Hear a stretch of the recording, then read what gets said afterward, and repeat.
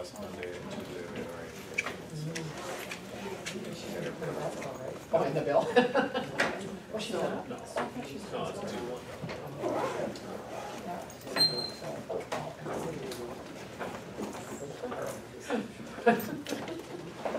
All right, well, we will call the Somerset School District regular session school board meeting on Monday, July 17th to order at 7:23 p.m. Please stand for the Pledge of Allegiance.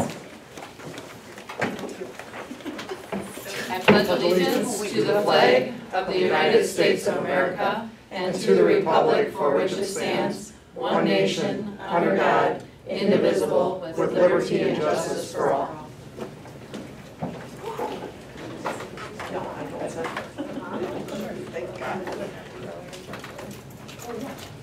Courtney, yes, thank you.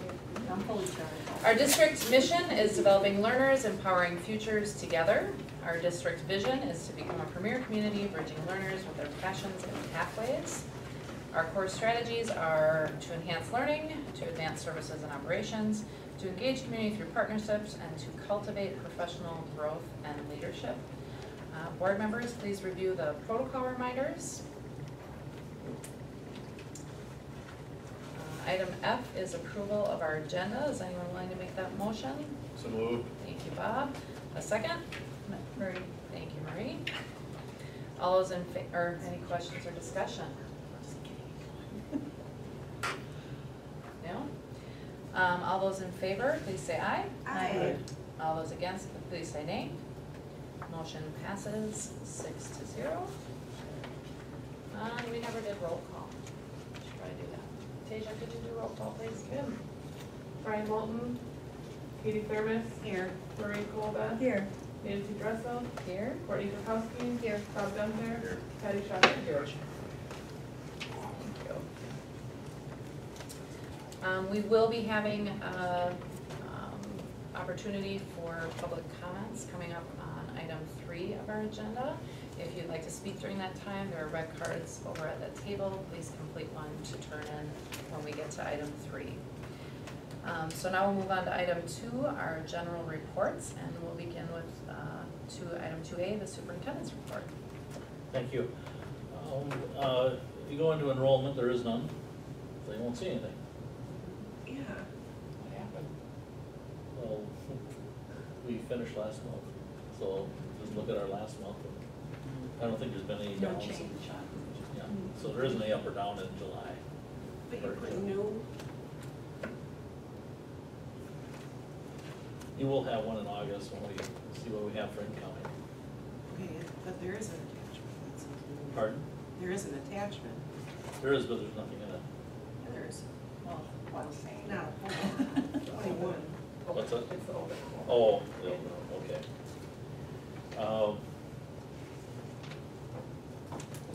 But no grade. What's that? So this doesn't indicate grades or anything, will that be on a regular one? Right, when we fire up again, we'll have all the by grade, our starting in our year, past year, so we can compare. Okay.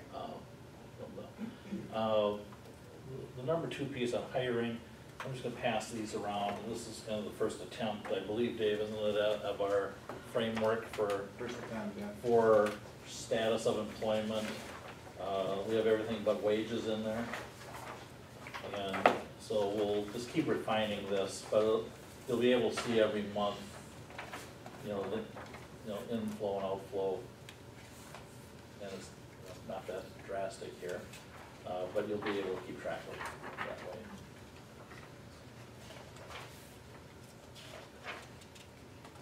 So is the long-term goal to include salary? It depends on what you want, it's public information, whatever you feel comfortable with. If you don't feel comfortable putting salaries, wages, things like that in there, fine, if people really wanna know, that's, again, public information. All the ones I've seen, we always included dollar amounts, and that, and we're always, I think, we're proud of what we pay our people, it's, we wanna, keep good people, you have to compensate them. Say, Mark, Yes, We were actually hoping you might discuss that tonight, because last time that this was discussed, I think one or two people said they wanted it, and one or two people said they didn't want it, so we weren't sure. So whatever direction, Is that data available on you guys' website? It's Compile that? average, so teacher averages. Oh, it's not itemized out. by it's not school. No, it's specific not. to our district. There's a newspaper website. I thought it was. It is. It's usually reported at the end of the year, so what you can find, I mean, there's a spreadsheet you can download that has name and number of credits and years in the district and total years and salary and, you know, I mean, typically what you can access very easily that way is 1 year later. But in all reality, everybody's contract is an open record, so if you wanted that information Right. before that year later, any citizen could request it. I guess I have 15, 16 averages now. I haven't seen the individual yet, but maybe it's up there. Yeah, I haven't looked, I just know that I can go and find for previous years, you know, whenever that report is available by individual. And certainly admin is up there right now, I haven't My- seen individual. My point, I'm bringing that up, was so the exposure's already there. Yeah. Is that enough? It's easy, it's accessible For everybody. through a couple different ways. I'm a little bit more protective on the privacy of some things, and I think the wage and benefits is one that. If they want the information, they can find out. I'm not in favor of broadcasting either. If they want to find out, there's a way to find out. There's no need for us to put out another list of it. I just don't see a value in that. I don't. No, I kind of think that I'd like to know what the other school districts around do. If they're putting it out there in their normal stuff to the public, then I would like to at least look into it and see what's, you know, are we at least comparable, or if we're not putting it out there, is it because we're not comparable? Or, you know, I There's a reason we belong to a conference, so let's just check the conference schools and see what they have. yeah, And let's say 7 out of 8 of them do this, then we'll do it. Yeah. I mean, is that, yeah. As a Or board you want me member, to- I would like to do see. you want me to bring the information back to you? Yeah, I Bring would it like back. to see it. Okay. Well, and I just even mean the salaries, as a board member, I'd like to see Yes. that. I think we have discrepancies in how our employees are currently paid, because as board members, we didn't know what salaries were being established as people were being Oh, at hired. that point, yeah. Even I though- was confused on where we were putting that out. We're gonna publish it in the paper? That's what I was worried about. No, but I would like it to be a link on the consent agenda. You know, I mean, if we had the spreadsheet, but the salary part was filled in, and it was just a link on the consent agenda. Let me check and see what they do. Yeah, let's see what they do. I would I prefer know the not to have ones- it there, but You know, that I've been involved in the past. me too, you They would not just- prefer not to have it. But they're So dealing with a lot more. what is the feeling on the board? I know how you feel, I know how you feel. You'd like it. I'd on like there. it, yes. I personally would not. You're saying you would not.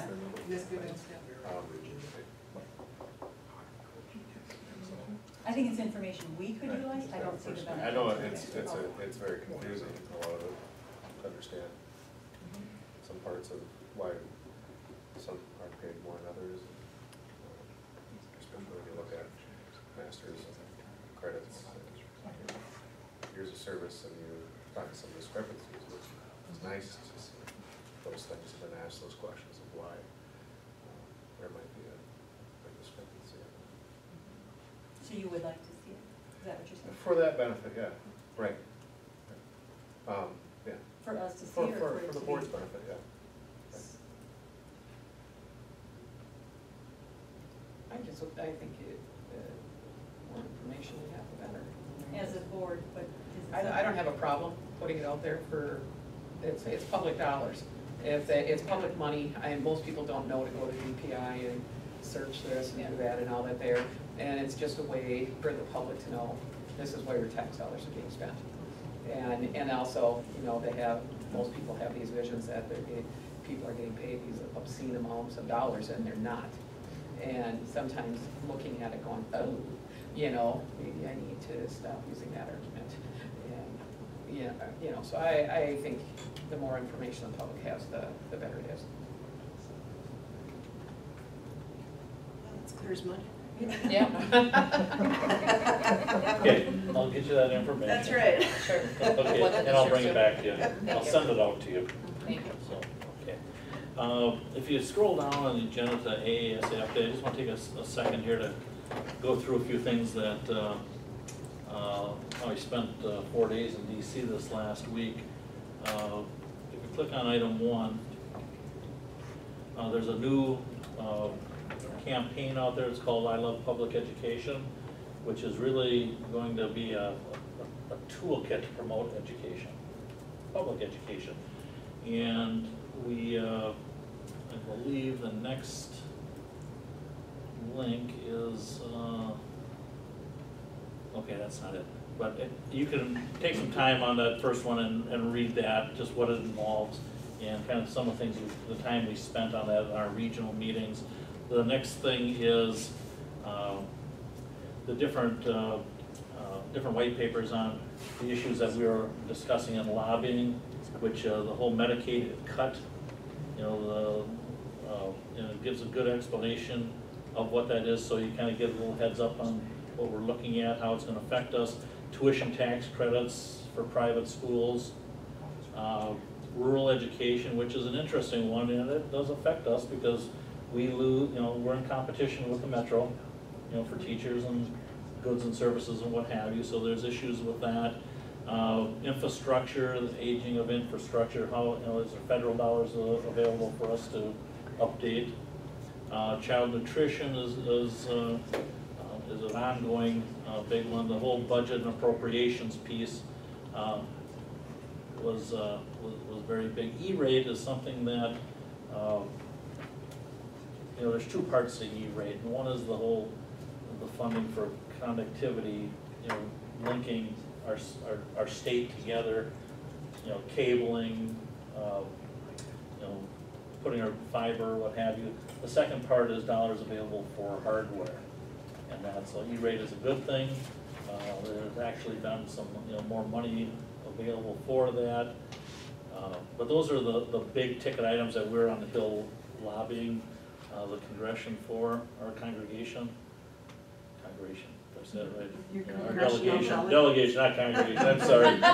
You know, I've actually got a new sleep machine. I'm sleeping like 7 hours a night, so I'm like, whoa, I'm feeling good. But my mouth hasn't caught up with me yet. That advocacy book, at the same time we're out there for AASA and dealing with our legislators, they host an advocacy conference where they have speakers from, you know, the congressional, you know, legislators' offices come in and help us understand, you know, the inner workings, and that's just kind of the program for that, and just kind of the schedule that we're on. They keep us pretty busy out there, which you don't want to go outside in DC this time of the year anyway, because I walked about 6 blocks to the Hart office building, and I looked like I jumped in the pool. So, and the next piece is our AASA agenda, which is about 40 pages long. Again, if you want to cure insomnia, you can look at that. And I think the last one is our delegation. These are all the people that we met with. We have one day where we're up on the Hill, and I think we had 10 meetings, and it was a travel day for legislators, so I think out of the 10, we got 2 actual legislators. Otherwise, you're always meeting with staffers, you know, the education staffer and things like that. My first question to them is always, have you been to Wisconsin? And if they say yes, okay, what school did you go to? Typically, it's a private school, because somebody contributed a lot of money to a campaign and they got this internship or what have you and that. So if you haven't gone out there on the Hill and really did some politicking, if you ever get there, you'll realize that the world's run by 25 to 27-year-olds. Anyway, again, that's just information for you. That's, you know, how we spent the last Sunday through Wednesday. Next piece I have is, you know, we switched our food service to Cahir, and right now we've got Scott Papke here to, I'll let you introduce yourself, and I'm disappointed you didn't bring caramel rolls or cookies or Right. Italian dunkers or, Bruce Taher would be very, very upset with me, but sometimes I've gone to board meetings where there's not enough for everybody, not just this, it looks like there's something going on. Madam Chair, members of the board, superintendent, I'm Scott Papke. I live in Stillwater. I am the district manager for Taher. I've been with Bruce Taher for 22 years. I've been in school lunch for 30 years managing. I started at the food service director at Edina Public Schools and then moved on with Bruce, and it's a great company. We're very family oriented. His two sons work for him. My boss, Judy Cameron, Senior Vice President, has been with Bruce for 32 years since he started the organization from scratch. Some schools we still have 32 years later going through the rebid process. As I met last week with the principals and the food service staff, and I loved every minute of it, you can tell I'm very enthusiastic about school lunch, and from what I've heard, we have some work to do, which is great. I love challenges, but I also know that we are going to be doing a lot of communicating, but also a lot of listening and trying to figure out what's best for the kids here at this district. Rules aside and everything else, we can do a better job. And with Deb at the helm, with my direction and helping her with her leadership, and also kind of pointing her maybe in some different directions that she was not normally going with the other companies, I think we will have some success. Believe me, my wife teaches with one of the members of Chris's PTA, and I heard it firsthand before all of this came out to bid and everything, like, oh gosh, Scott, I hope your company gets it, because it's kind of, we've got some work to do. And you know, and again, as I told the ladies here, believe me, every single one of them love the kids. Service is probably not the issue, or customer service is not the issue. It's what we're actually menuing, how we're menuing it, how we're preparing it, and how we're putting it in front of them visually so that they can eat with their eyes. Like I told Chris, there's a piece of equipment that Deb said they still haven't unpacked. It's a salad bar. Now, we aren't going to have a salad bar, but we're going to have what's called a fruit and vegetable bar. Our company did that way before Michelle Obama mandated that there has to be mandatory fruits and vegetables on the student's tray. And we've had such great success with that. If you were able to see some of the pictures in our proposal, we were really proud of that. And it really works. It really works at the elementary school because their minds haven't already been diverted in fast food and all that other stuff. So we're starting them young. And again, the staff is just super, 3 generations. I was like, are you kidding me? This is so neat. So we're really excited. I'm gonna sit and listen to the rest of your board for a little bit. A little bit about me. I used to be a school board member at Stillwater. Glad I'm not on that board right now. So any questions? We are going to have more choices. Believe me, that is rule 1 at all grade levels. Are we going to be doing snacks for kids at all? That parents can purchase? Is that part of the? There's the school age care and after school snacks, but not necessarily during the school day. Could we look into that? Is that an option that you guys offer? Anything's an option. I'm one, like I said, when I was at Edina Schools, I had 7 elementaries, 2 middle schools, and a very large high school in a very demanding district. I was always looking for additional revenues, additional ways of getting nutrition out to the community. So I guess I would ask Scott then, for districts that do that, what does that look like? Oh yeah, we can do that. Yep. Excellent. And will the listening that you do involve parents at all? The what? The listening that you're going to be yeah. doing and getting feedback? We will start that day 1 at the open house night. So each building will have a member of our food service staff, if not myself, Deb, and maybe a couple head cooks or whatever. We're going to round up our group. We're going to be out there in our uniforms with literature, with menus, not just collecting money.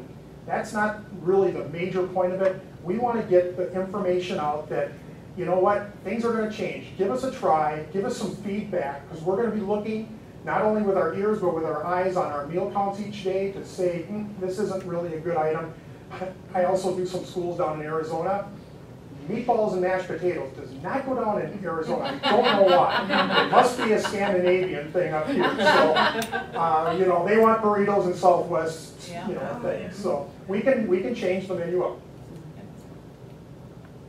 And what are your participation rates in free and reduced lunch in some of your other schools? That is something that you would think would be extremely high, and yet there are some issues with that, and we do identify those. We try to reach out to those families and just ask if it's a dietary need, if it's a, you know, my wife teaches, and so sometimes it's just a sensory need that they just do not like that. So we'll reach out to them and try to figure out, it may be something that we can provide to them that they may not even be aware of, and we'll reach out to see if we can get them involved. Or, like I said, this will be a lot of listening, surveys, getting out at PTAs, which will be nice. You know, we don't want to be on the bad side of the PTA. And also, you know, if we can hold a health fair at some sort of a school event where, again, we're off to the side, it's not the feature, but we're there. And if people are interested, they can stop by and see one of the cooks or the food service director. We really need to get active in a very quick time. And again, talking to the ladies last week, it was absolutely perfect. You know. Do we have all the right equipment in all our schools to handle what you want to bring to us? I believe so. And if not, then Mark and I will work on that and try to figure out how can we do that. I think we can do it. I mean, I think. The stuff that you have, as I made my tour in the bid session, it looked very adequate to me. Thank you. Oh, thank you. Thanks, Scott. Next item I have is, did anybody turn the video on? Yes. Oh, it is, okay. But that's my next item. So we implemented this year, and obviously we like it, we want to continue to do it. To eliminate any more human error or technology error, you know, I've asked our tech people to look at a more professional setup. Now, if we move our meeting, obviously we can take some type of portable, but I'm asking them to research something that's more of a permanent piece that, you know, Tasia can have control of, because right now we got too many cooks in the kitchen. Okay, and if it's, you know, if it's given to her, it will get done. I have no doubt of that. But again, I think that's a way we want to move. You know, we want to be more transparent and visible and what have you. But again, we're going to look at some type of permanent mounted system in the room here that can. Are they looking into options for live streaming? I haven't mentioned that, but do you think we have a fan base? I do.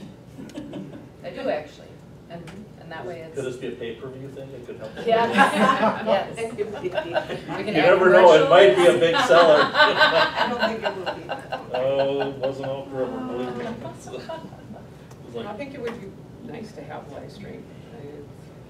Usually the live streaming is a software piece, and it might actually be you know, beneficial for other things in our hey, district let's, also. you know, next generation, let's, you know, first thing though is, Yep. you know, we tried that, you know, we like it, but let's eliminate, you know, I mean, not to have a tape in there once in a while that doesn't go over too well, or, you know, what have you, so,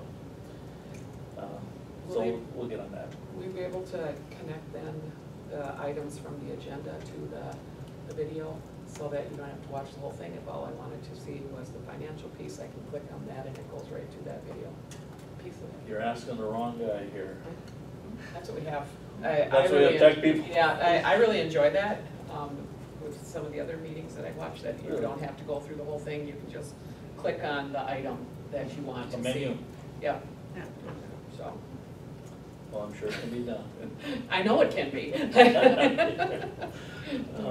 Okay, so we got that one. So I assume you're okay with that? Yes. Okay. As long as it's not expensive. Well, it's gonna cost something, but I think it's worth the more transparent we can be. Well, I call for Yeah. that.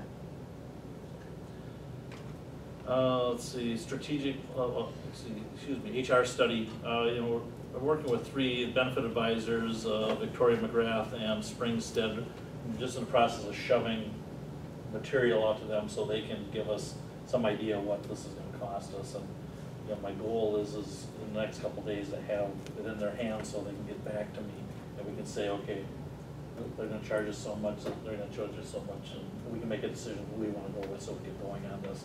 Because we got a lot of things sitting there in this wage study, all these stipends, that people have been given in the past.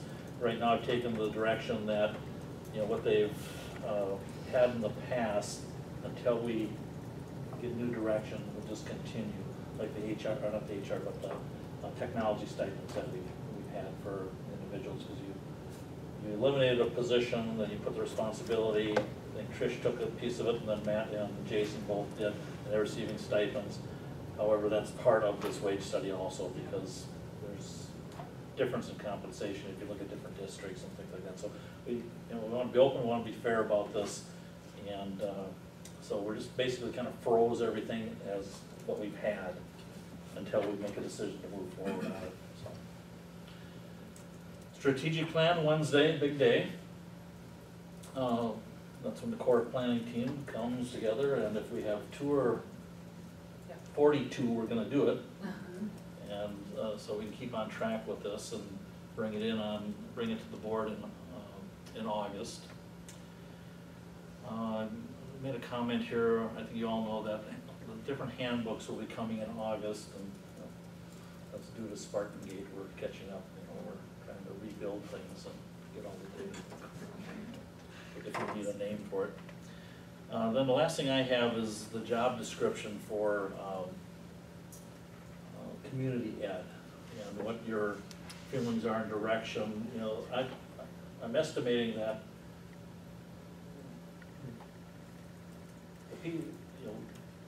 we have the old assistant to the athletic director position, which is basically what we've deemed the half-time position. And then we're looking at starting this community ed at somewhere around a .25. And so we're looking at keeping them separate pieces there. And so I'd like to open that up, the community ed position, but I don't know what your expectations are as of yet. We've talked about it.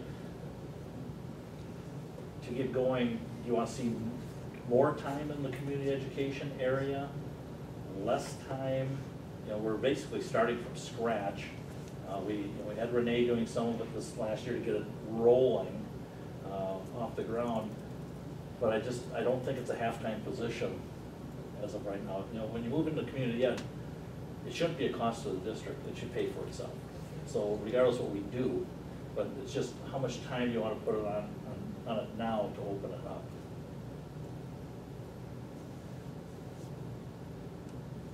So you're proposing a .25 position? Basically, I think at this point, to get it rolling and use this year again as, let's take a look and see how it goes, and then as it grows, that position can grow. I do like seeing the gradual increase. I think that's a good proposal. So if you give me the leeway up to 2.5, and that's what I'd like to go at. The other piece of this is for July and August, I'd like to continue Renee's contract, just extend it so we've got a lot of work, the calendar, a lot of activities, things going, because her contract ended at the end of June. So I'd like to continue it for those 2 months that we get this opened up and get it filled. So if that's okay, again, we just continue with this. We definitely would rather have us keep going to keep it going. Okay. Yeah, it's a busy time coming up now with activities. Yep. And Absolutely. that contract is done, and so I guess I would say I'd be opening up both of them. I'd be more comfortable with you continuing it out for a couple of months and running it through whomever we contract with or their assistants. Okay. That would be the game plan. And then sometime early August or mid-August, open it up, open the position up.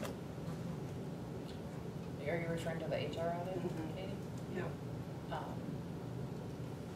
are we I was thinking that's gonna take months. I think it's a process that's gonna take us a while. I don't think we'll have any conclusions from that till probably October. If even then, that would seem. That's my guess. Right, but they You know, can certainly the one- advise on. Yeah. So so are you saying, Katie, that you wanna extend what we've got going until that wage study comes back and then open that up for HR study? I would actually be a lot more comfortable doing that. Keep it going just the way it is until, Correct. okay, no, that just gives us some time of consistency until we do that. So, no, I'm good with that. That's all I have. The next item on our agenda is the open forum. At this point, I haven't received any red cards. Does anyone have one that they would like to turn in? Okay, then we will move on to item 4, enhancing learning. And the first item is the all-school handbook. There is a recommendation to approve the 2017 all-school handbook. Is anyone willing to make that motion? Oh, did I skip that? I totally did. Oh my goodness. Back to item 2B. Mark, did you have anything else? We are now to, Mark, did you have anything else? no, I'm good. Okay, so back to item 2B, financial reports. I think there's something linked on the agenda there. Dave, do you have anything to add? We are still closing down 16-17. Meeting, I believe, tomorrow, Shannon, is that right, to finalize special ed? Close to finalizing. Close to time. Which, as we talked about, determines the transfer from Fund 10 to Fund 27. That's a big expenditure. Getting ready for audit, doing a lot of journal entries, a lot of year-end stuff. So we're finalizing that. We'll be getting the final budget to actual report in August.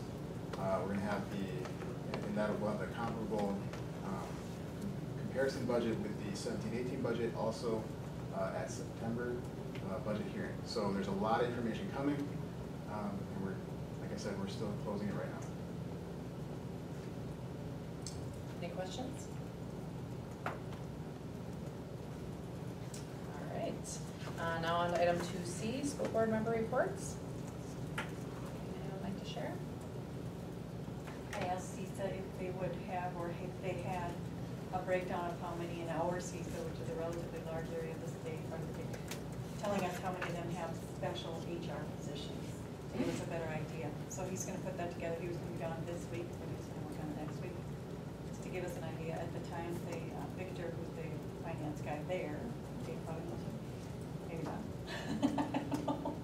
He said, as far as he knew, very few, if even one or two, have it as a separate position. Schools just are not the size to finance that position separately.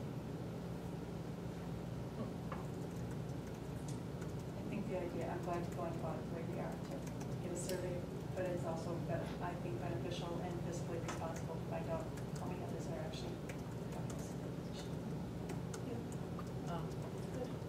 I wonder if CISA would ever step into offering that as a contracted service. I can ask.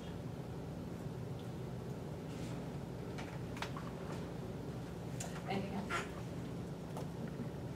All right, now on to item 3, open forum. Oh, look at the cards falling. Yes. Yeah. Seeing no red cards, we'll move on to item 4, the enhanced learning. Item 4A is the all-school handbook, and there's a recommendation to approve the 2017 all-school handbook. Is anyone willing to make that recommendation? This time? Yeah. Thank you, I'll Courtney. second. Thank you, Bob. Any questions or discussion? I have a question. So, thank you so much for responding, Shannon and Sarah, to my questions. I appreciate it. And it helped me a lot. Good. I thought I recalled reading something about a change from, what are those sheets that you give to students? behavior issue. At what level? That would be middle school, that'd be the next thing on the agenda. It is, Yeah. where it went from 4 to 5? Yep. Okay, I'll wait, unless you want to just answer now. I can answer 'Cause now, then I'm fine with that. Yeah. Was there changing, and I couldn't find it again tonight. Oh, well, I don't know why, because I haven't touched it since then, so it should be No, on the no. next, it should be in the next one, the one that has the middle school up front of Yeah. it. Should be in there, it's just a strike through, just a change in number, that's all Okay. it was, based on the change we Okay. made last year after we done to print. Because you probably want to move. Yes. So any further discussion on the all-school handbook? No? All right, all those in favor of approving the 2017 all-school handbook, please say aye. Aye. All those against, please say nay. Motion passes unanimously, 6-0. The next item, item 4B, is the middle school all-school handbook. It's the second reading of this item. There's a recommendation to approve the 2017-18 middle school all-school handbook. Is anyone willing to make that motion? So moved. Thank you, Bob. Second? I'll second. Okay. Thank you, Patty. Any questions or discussion about that? Okay, same one. I still can't It's, find it. the sir. strike through has been taken out of it, Oh, so it would be That's under, right. the academic and behavior tracking forms. It's the last sentence in the first paragraph, underneath there. I don't know what page you're on, because I'm sitting on my phone, not at a computer. it's what, under what? Under academic and behavior tracking forms, Oh, and there it's it the is. last sentence there, Okay, so. I got it right here. okay.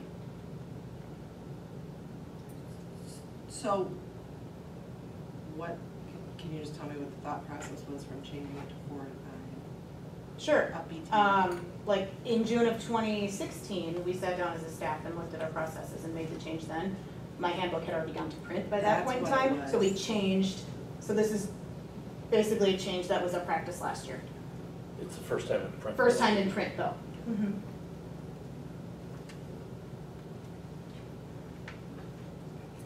Has it helped? For some.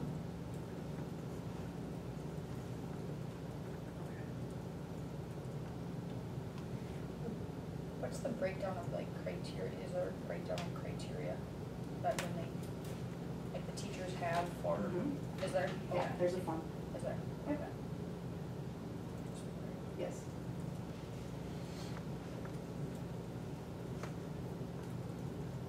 Any other questions or discussion?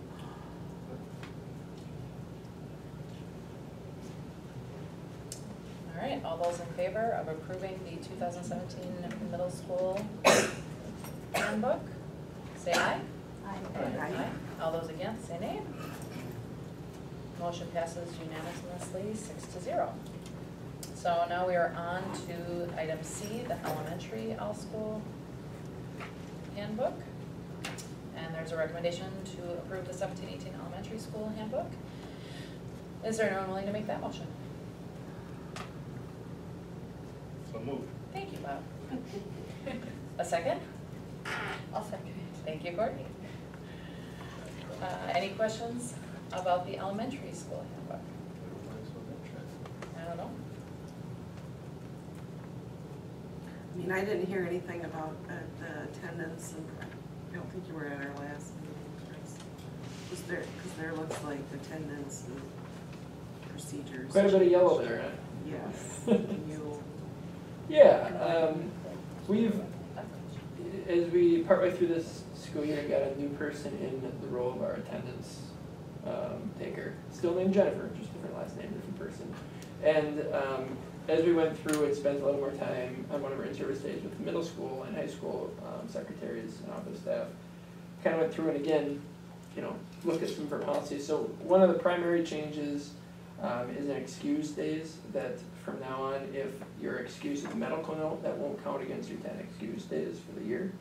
And so that'll actually help families avoid truancy if they're truly gone with a doctor's note that's signed and legitimate, which is a good thing. We don't want, you know, so that will greatly help.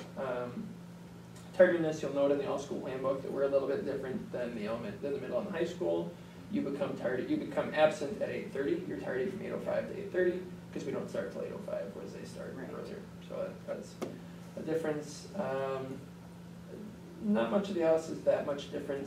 Some of this you'll see is very, very similar to the middle school. So just kind of aligning, we're doing into the high school.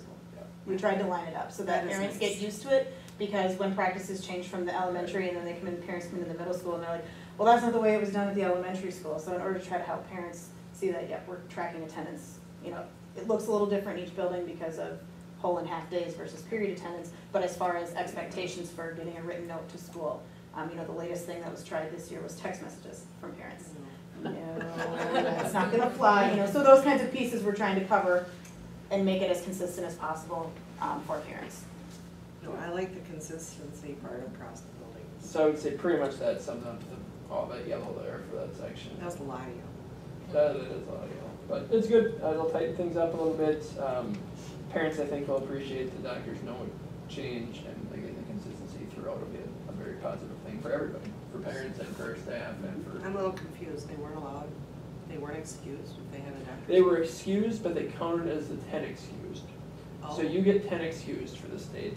And the reason, we are still human beings who check this, myself, our people service staff, so we still, there was some room there. If you were gone, you know, 15 times, but 12 of them were medical, we didn't pursue truancy that way. But all our reports are automated reports through Infinite Campus, so this will help us. They'll be coded differently, so they'll come out differently, and it'll just make it simpler and I think help everybody all around, so.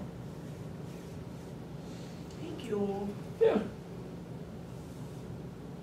Any other questions or discussion on elementary handbook? All right, all those in favor of approving the 2017-18 elementary school handbook, please say aye. Aye. All those against? Motion passes unanimously, 6-0. Next item on the agenda for discussion is the extracurricular advisor and coaching handbook. I don't see John here.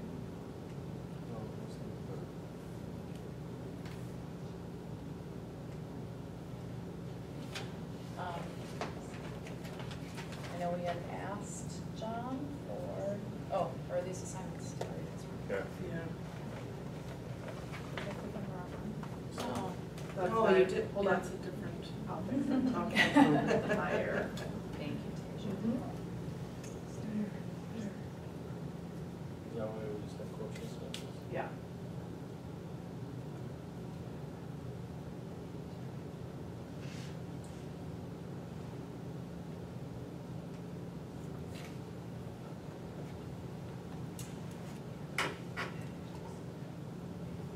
Go to the next one while she's fixing It's All gonna right. be at 1 second. it. Okay.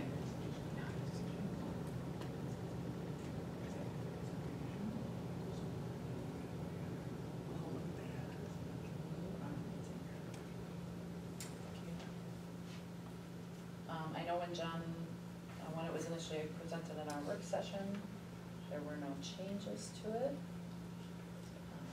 But some clarification on the fundraising and youth camps was requested. Do you know if there was anything done with that, Mark? We should be able to find it. He did say Yeah, that I know he he- made that change. He did tweak the language, Okay. so if you go to page 11.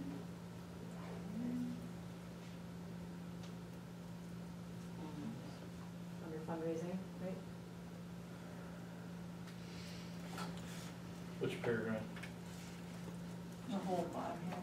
Fundraising procedures.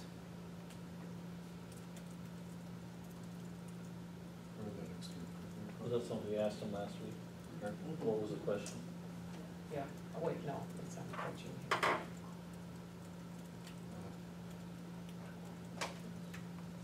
He does address it, paragraph 2 again. What was the question you asked him? So, I know.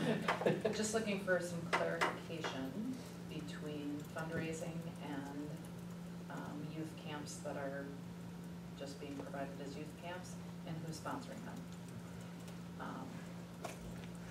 That was one thing that we were working to improve when this handbook was started. And I don't remember what other page. Where's the address of the camps? That was, I think, in another section. Okay, how about page 22? Yeah.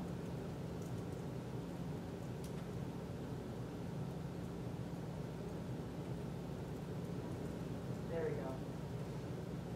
Mine's highlighted. Did you Oh, highlight it? yep. Yes. Oh, there we go. Okay. Yep. Yeah, that's what it was.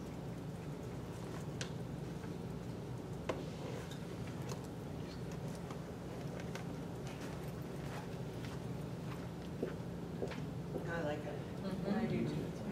Yep. Yeah, that's good.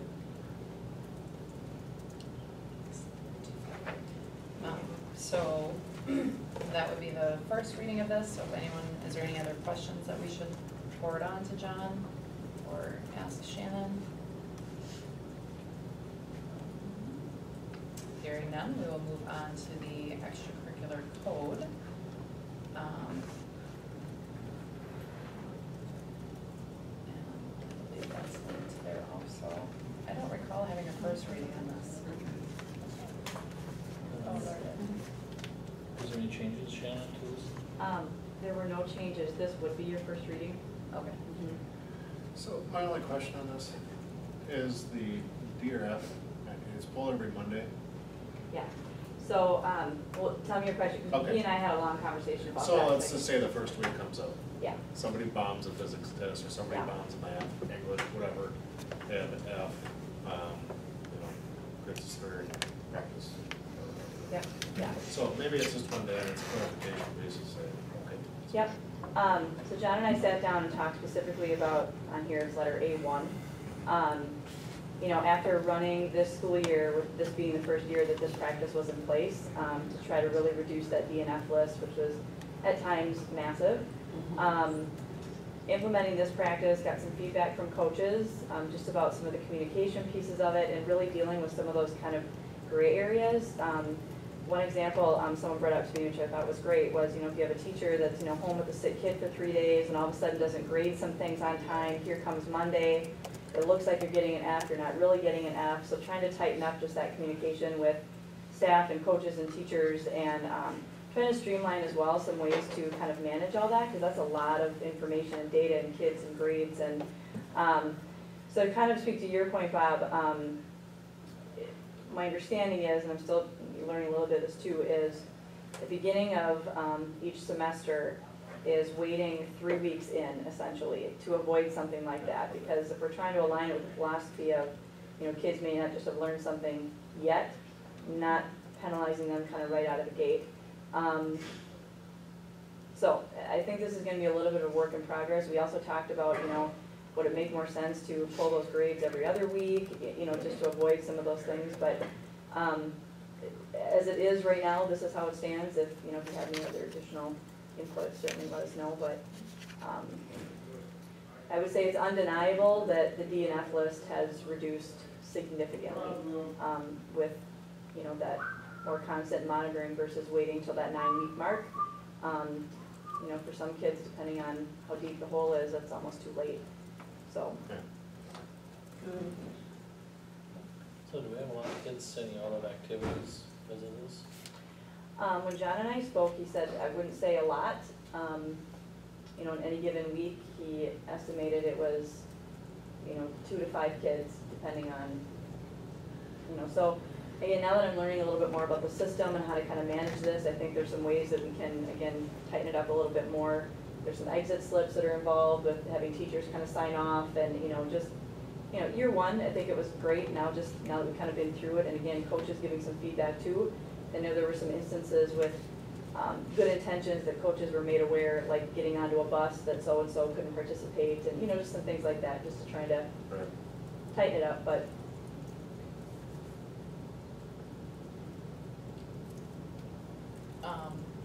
so we need to do a second reading on this? Does it need to be, we need to wait for a work session? No, unless you want to make some changes, I was just gonna look like a lob out something here. Are we comfortable approving it on a first reading? Were you gonna say something? Well, throw something out here. Yeah. And again, this can be for down the road, but, you know, as principal in Holly, we ran into a situation where there was very similar to this. But we didn't want to take kids out, and we wanted to create an opportunity that they really had to abuse the resources to not participate. So we wanted to give them an opportunity to be able to still participate, but also get extra help. So we created a before-school session. It was either 1 or 2 days a week, and we'd staff it. But these kids had to report to that session before school and catch up with homework or be monitored on what they're doing. But as long as they did that, they could still participate. So we didn't, you just don't take them out and make them sit on the sideline on that. But again, it's a few dollars to do something like that, but again, it's what's in the best interest of the kids. Mark, if I can too, just to kind of back off of that, I think even more immediately, having some discussions about restructuring our current homeroom time is probably going to be the first step to hopefully avoid kids having, and that's already something we have in place right now, and that's kind of a part of our bigger discussion. I'll bring some of that forward too when we talk about the handbook in August for the high school, but. Because you're gonna have busing issues, we're trying, for some of the Again, kids, right? those are some of the consequences that kids, if they want to participate, they may have to overcome, things like that. But, play out time doesn't cost us anything. We can reconfigure and what have you, because again, some kids need this amount of time, some need this, some don't need this, so how we restructure time to fit, meet those needs, those are things, when we start talking about alternative schedules, which we'll do a lot of that this year, to see what best meet our needs, because a 6-period day is not the answer. So what is though? So we're gonna have do a lot of work this year on that schedule for the following year. And so I would say, what we have go forward, but I just want to lay out some other options to keep kids participating, because kids are here for the academics, the arts, and the activities. And those 3 things keep everyone here. It's a little different for everyone. One question that I had, one change that was made last year, maybe or the year before, was in item C1 with the violations. Sorry, it might be C2. It was added in that law enforcement could report a violation. I'm just curious about how many violations have been reported by law enforcement. Is there a strong level of collaboration there? Are there ways that we could improve that? So I'd be curious about feedback on that. I can give you what I have right now if you're interested. My frame is basically from February till now, so it's not super exhaustive, but even in that time, Officer Moline, would certainly share information, and you have to be a little bit careful too with, minor information and those kinds of things. John and I worked with St. Croix County on at least 2 occasions when there was a major infraction that occurred that potentially involved some of our athletes, and so I would say so far what I've seen, there's been, I would consider it a high level based off of, there aren't a ton of those things happening right now, at least that we're made aware of, probably more than we know, but right now, Adam will share if he comes across any information, and St. Croix County has been involved at least twice, so. All right, so as a board, are we comfortable approving this recommendation on the first reading, or would you prefer to delay until August and have a second reading? I think because they need the handbook, I'm okay with getting it going. We can make changes, but this year it would be in place. Do you do addendums if you find the glaring error? You can always do. That's what I'm asking. You can do whatever. Is it in the It's policy? not a policy. It's not a Is it policy? a policy? Well, I don't know. After this year, you might have a lot of different changes, Yeah. with policy and procedure and that, I so. think you're okay. Okay, is anyone, we have a recommendation that the school board approve the 2017-18 extracurricular code. Is anyone willing to make that motion? So moved. Thank you, Patty. And a second? I'll second that. Thank you, Marie. Although, we had a discussion, but are there any further questions in discussion? All those in favor say aye. Aye. All those against say nay. Motion passes 6-0. That said, do we want to step back to item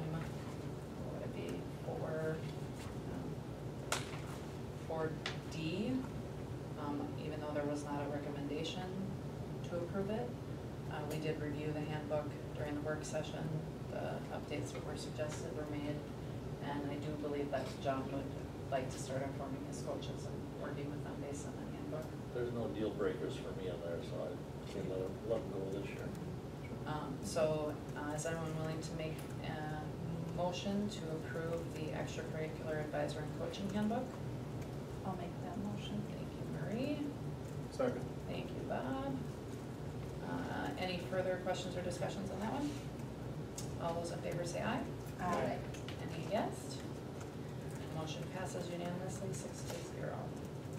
So now we are moving forward to item 4F, the academic and career planning. There is a recommendation that the school board approve the 2017 academic and career planning proposal.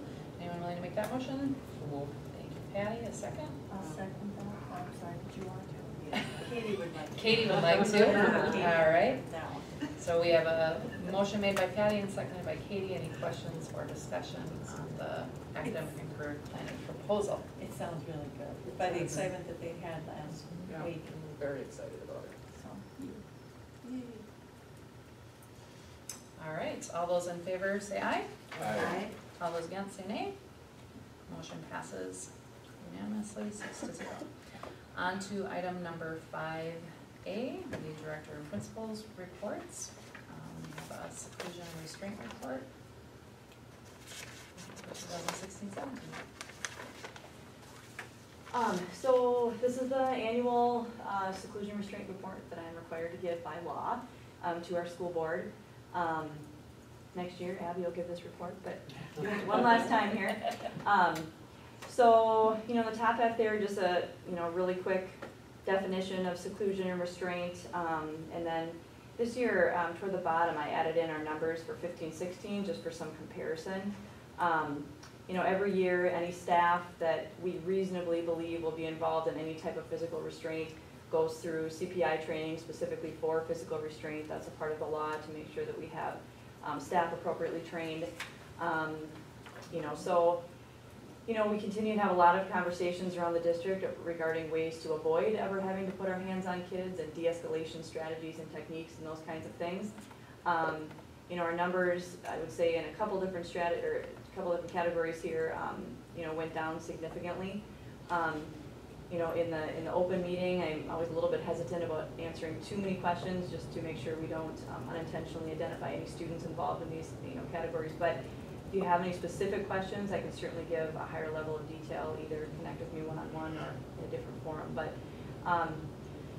in probably once a year, directors will, do some kind of loose comparison regarding these numbers and just kind of do an informal check. Are we in line? Are we above? Are we below? We continue to be on the low end of physical restraint and the low end of seclusion. Some of that sometimes just depends on the makeup of students that you have in your district. And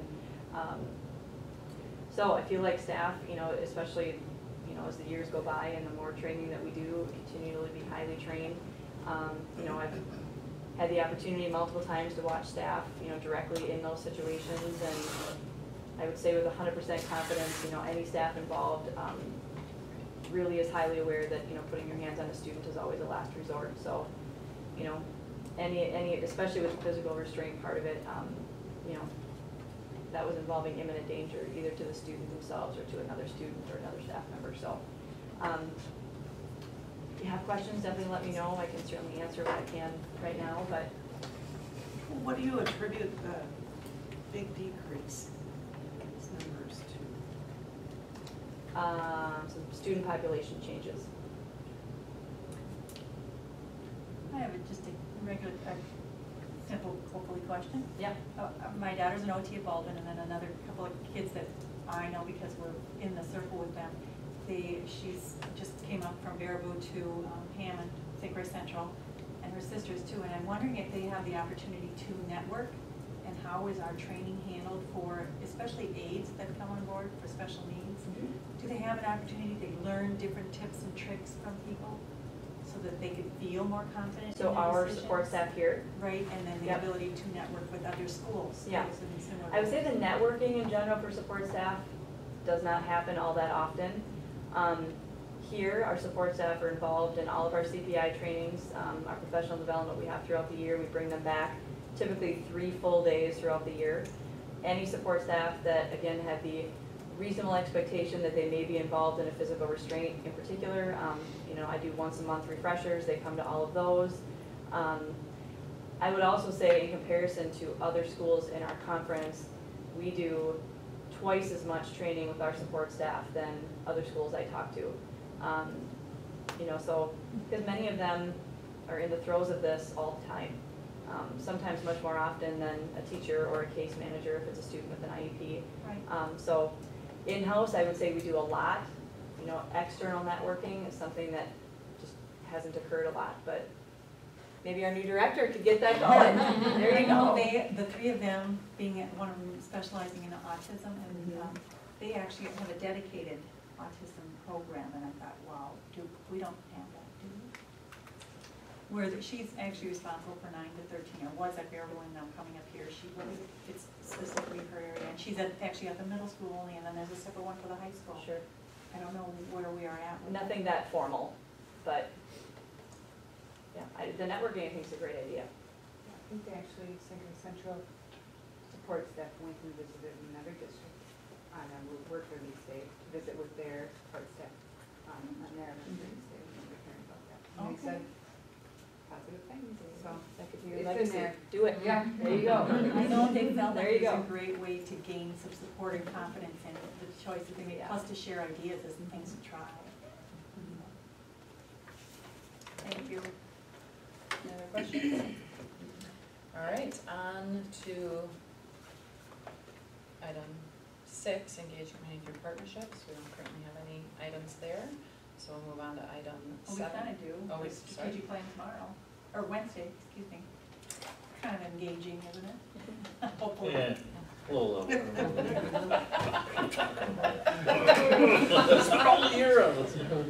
On to item 7, advanced services and operations.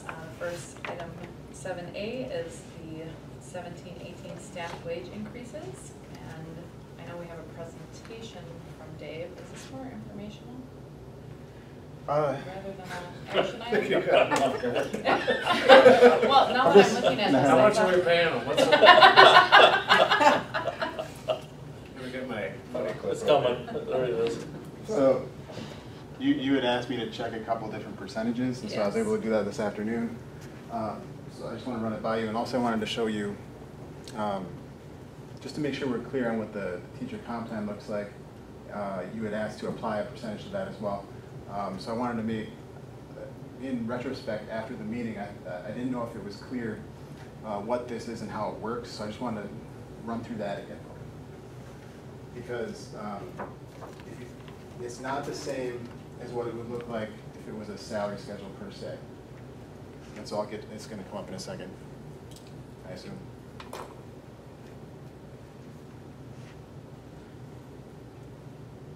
So, as I,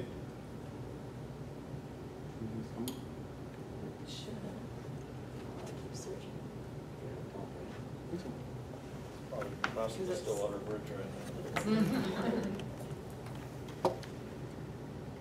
this one? Yeah, that would be the one you need, Well, that might help. because of searching for you. There we go. All right. So I had mentioned this one, for this year, the budget was created based on what was done last year being the first year of the teacher comp plan, this being the second.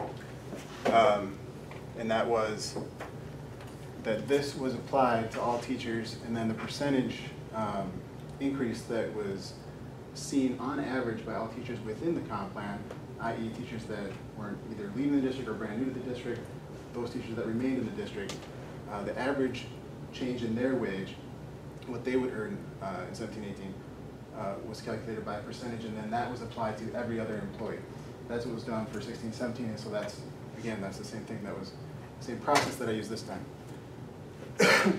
You would ask me, and that ended up being 2% when we look at everybody, including the people at the max wage here in each credit group or lane, who have this max wage, that's their their base that they hold on to, and then the stipend that's not base building, but essentially there every year unless the board were to change it. So when you look at everybody moving within the schedule, and then also the people at the top, and just the $800 stipend, the average overall is 2%, a little over 2%. And so that's what I applied to everybody else. You would ask me, what about 1.5%, what about 2.5%? And so, excluding the teacher group, when we just look at all other employees, 1.5%, it goes, the total cost, all other things equal, goes down $9,500. $9,500. 2.5% goes up $9,500. That's because that includes benefits changing as well, so like FICA and so forth. But it's because it's changing 0.5% either way. And that's a non-certified? All staff other than teachers. That includes admin Mm-hmm. and supervisors? or So if Mhm. you build their base up 1.5%, Well, so let me finish. imagine So, if it decreases. right, so teachers, again, the 2% was calculated from what the teachers did. So they're not at 2% per se if we're looking at a salary schedule. The movement within this, how this was created,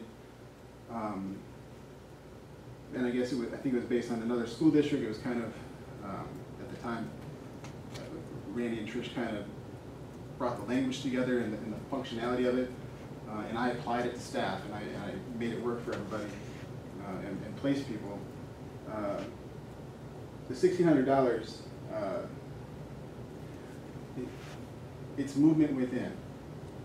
And so looking at it for clarification, if I was to apply 1.5 to or 2.5, I'm looking at the max wage is what I'm looking at, increasing the top level. And so, yes, the maximum wage possible in each before you earn the stipend. And so if I apply 1.5 onto this, so that's brand new, that's an additional $30,500. If I apply 2%, that's $39,400. 2.5%, $46,900. And so right now, there are 36 teachers at the max, within whatever lane essentially they're in. At 1.5%, it changes to 26. It remains 26 at 2%, and it's down to 15 teachers at 2.5%. So there's some significant movement there, you can see. So again, How many teachers are at the max? right now, 36, or will be for 17-18 following this procedure again. Right. So, to 36. your most experienced teachers, these 36 of Mhm. them, we're saying, it's great you did all that, in whatever range you're at. You're only gonna get $800 in a base building unless we actually lift the, That's right, and some people this year are moving to the max. Like for 16-17, they weren't yet, and now they're moving to it, and I think there's 2 or 3 that get a partial. And so yeah, there's always movement, but once you get there, you're staying there until we change it. And so that was I just wanted to make clear that's how I approached it, because that's, You're getting the 800, once you're at the top, you get the 800 stipend. well, and I want to clarify too, this doesn't function, it wasn't intended to function as a salary schedule function. So there's nothing changing to the 1,600. There's nothing else changing within this. The only place I applied the percentage was at the maximum wage in each credit group or lane. So that's the clarification I wanted to make in this. the maximum or the minimum, 2? Not the minimum. Just the max.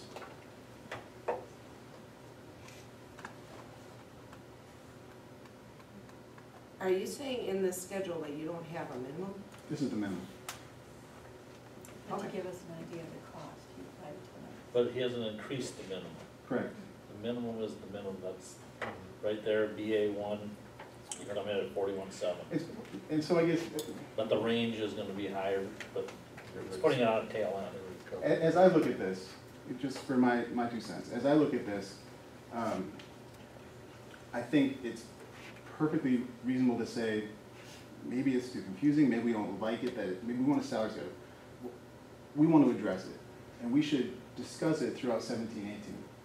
And I think the wage study will play a big role in this, because I can look at local data and I can see minimum starting wage and I can see maximum wages and I see where we fall, I see average wage.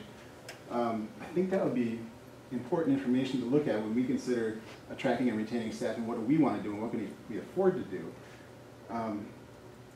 And that's why I wanted to clarify again, because this is, for this area, it's not the most common structure, and so I don't, I want to make clear what it is and what it isn't.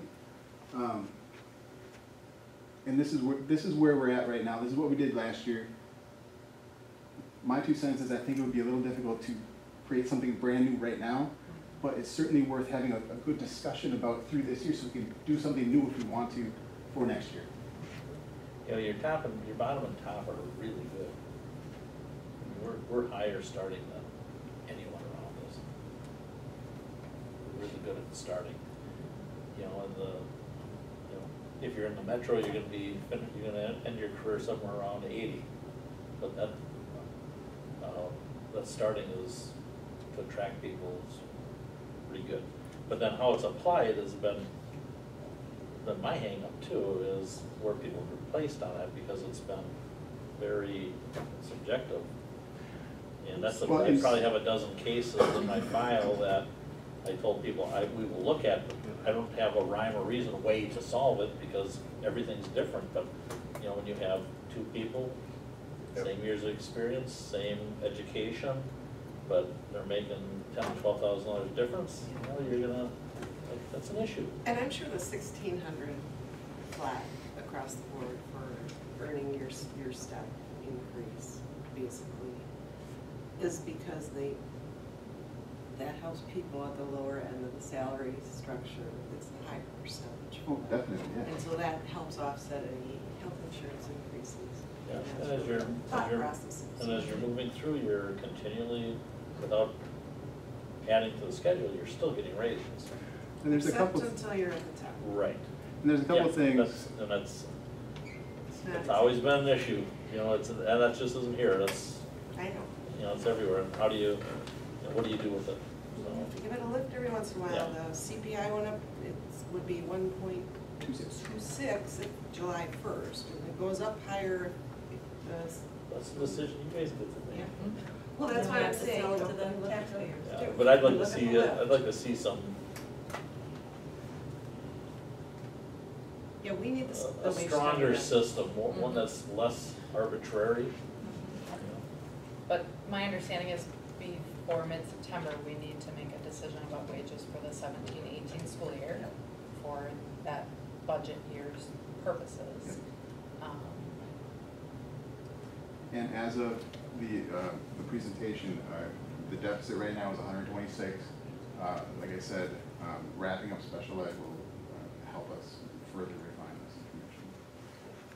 And also legislatively, and I don't have an update yet on that as far as the revenue side.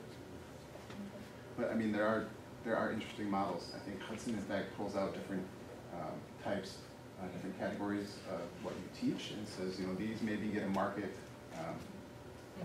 a market type agreement to start with, whereas other teaching groups don't. So I mean, there's different things to address, and I think that's how we got into some of these situations. Is Randy got a recommendation. This is our only person that we can hire right now, and they won't come here without X, Y, or Z, what have you. So there's a big discussion, and I think the wage study plays a big role in it. And I think the things you want to address and the things that you have concern about right now can be addressed. If it's changing current people or not, certainly we can get procedures going forward so we can address it consistently. So do we want staff wages to be an item on our August agenda? And look to take action in August? Or would it be better to wait till September when you know the budget? Well, I feel more comfortable till we have a little more surety of what the legislature's gonna do. But does that give you enough time to put together the budget for the annual meeting? well, right now it's based on 2%. It's based on the plan and 2%. And so, at a later point, if we say we want to reduce percentage or what have you, we can do that. You know, we're not locking in anything, like Mark said. Obviously, the sooner I know it, the sooner I can let people know. And I get final contracts out and so forth. But, yeah, the third Friday count will be a big factor for us. Hopefully by then, the state legislature will have decided what we get on the revenue side. That count will be a big factor in that. We have to be finalized in October. So I know this was listed as an item with a recommendation, but I'm hearing that we will add it to a future agenda. Is that, yes? Yeah, you don't have to have that one. That's, we left it specific like that in case you wanted to. Okay. It's there if you didn't, which I would recommend we hold off for other ones. And if I heard you right, you said we've got a deficit of $126,000, correct? As of the presentation I gave you, that's fine. All right, so we will move on to item 7B, the Board of Education 17-18 school board meeting agenda. We have a recommendation to approve the meeting schedule. Anyone willing to make that motion? So moved. Thank you, Katie. Anyone willing to second it? I'll second it. Thank you, Courtney. Any questions about this?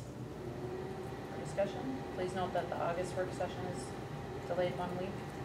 To August 14th. All right.